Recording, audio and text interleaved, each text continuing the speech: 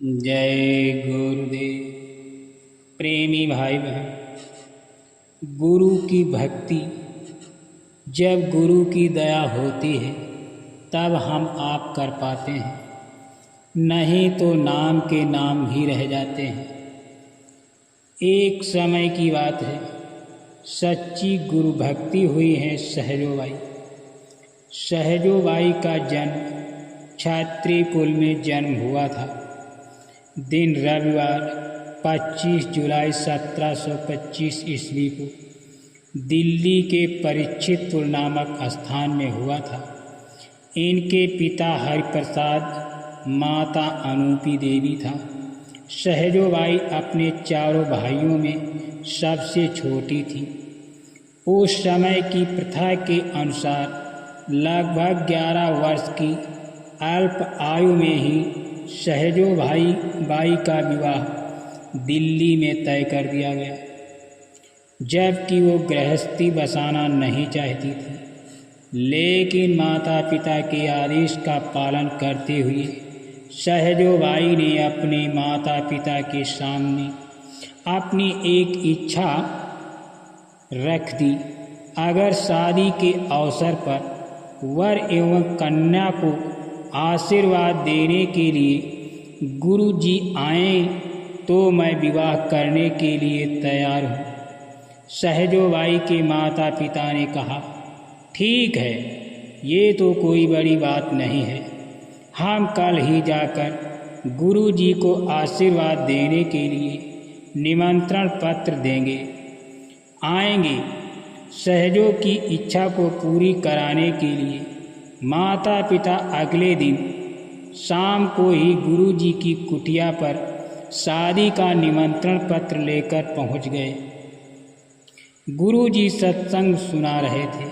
सभी प्रेमी सत्संग सुनकर अपने अपने घर चल दिए। 2-4 प्रेमी गुरु जी की सेवा में लगे हुए थे। सहजोबाई के पिता हरिप्रसाद ने गुरु जी को शादी का निमंत्रण पत्र देकर हाथ जोड़कर प्रार्थना करते हुए गुरु जी से कहा, गुरु जी, आपकी पुत्री सहजोबाई की शादी है, आप उसे आशीर्वाद देने जरूर आना, ये सहजोबाई की इच्छा है।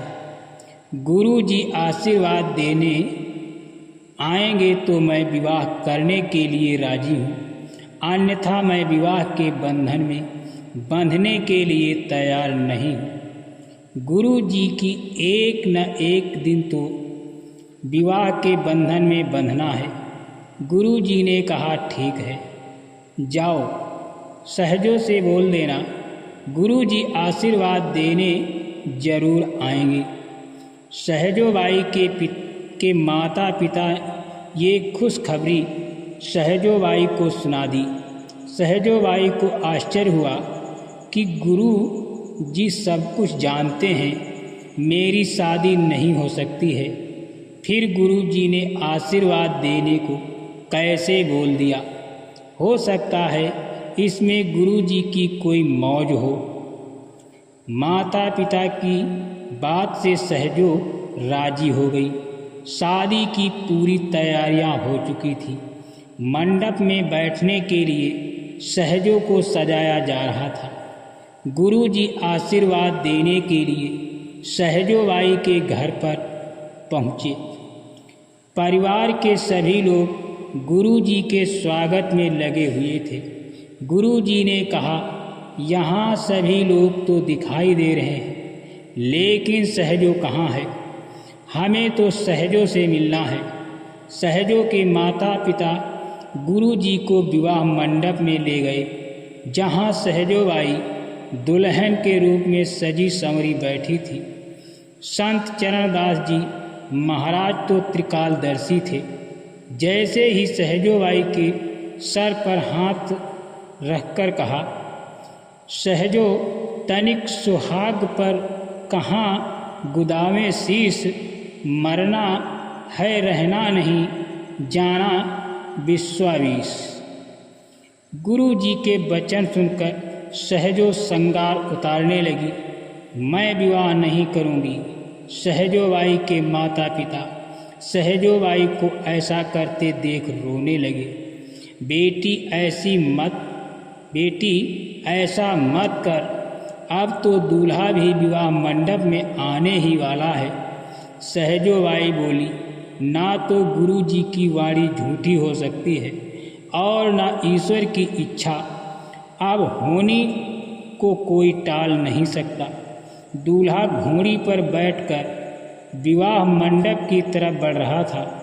इतने में बहुत तेज की आतिशबाजी हुई, घोड़ी बिदक गई। दूल्हा घोड़ी से नीचे गिरते ही घटना स्थल पर ही मृत्यु हो गई।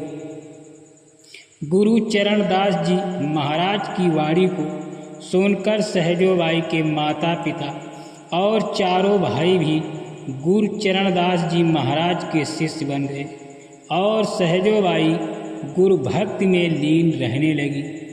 गुरु चरणदास जी महाराज ने कहा, सहजो, मैं रोज सुबह को दर्शन देने तेरी कुटिया में आऊँगा। सभी शिष्यों से सहजो प्रथम स्थान पर थी। ज्ञान योग जैसे कठिन साधना पर अपना अधिकार जमा लिया। ज्ञानी ध्यानी होना तो आसान बात है, जब तक सहज न हो तो ज्ञान का श्रृंगार अधूरा रहता है। निर्मल मन जो मोह पावा, मोह कपट छल छिद्र न भावा। सहजो भक्ति गुरु नाम को तजो जगत से नेह, अपना तो कोई नहीं अपनी सगी न दे। अचरज जीवन जगत में मरना निश्चय जान, सहजो अवसर जात है गुरु सौ करि पहचान। भीतर का भीतर खुले के बाहर खुल जाए, देह खेह हो जाएगी हीरा जन्म गंवाए। सहजोबाई के कारण ही नारी को मंदिर में संचालन आदि का कार्य करने का अधिकार दिया गया है, अन्यथा पुरुष वर्ण ही मंदिर का प्रधान होता रहा है। संत साहित्य में सहजोबाई संत होते हुए भी गुरु की भक्ति और गुरु से प्रेम को दिखाया है। एक दिन सहजोबाई जय गुरुदेव।